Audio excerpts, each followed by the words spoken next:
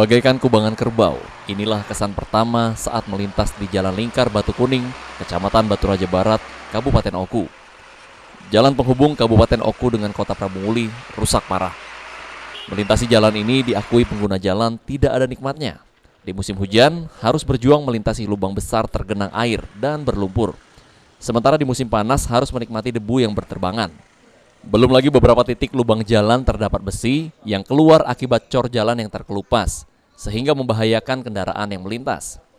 Kerusakan jalan dikeluhkan pengguna jalan, apalagi jalan ini sudah lama terjadi dan sampai saat ini belum juga diperbaiki, sehingga sangat sulit untuk dilintasi.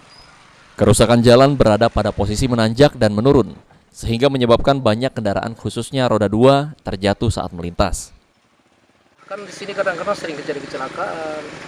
Kadang-kadang ibu-ibu bawa motor, ini dia nyampak, kan licin. Harapannya apa nih Kak? Ya harapan kami ke depan bagaimana supaya diperbaiki jalan ini. Seingat Kakak ini lah berapa lama kerusakan ini?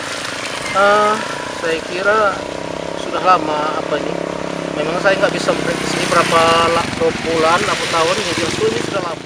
Wilayah jalan lingkar cor beton ini juga minim lampu penerangan jalan, menambah kesulitan untuk melintas di malam hari. Ari Pranika, Pol TV.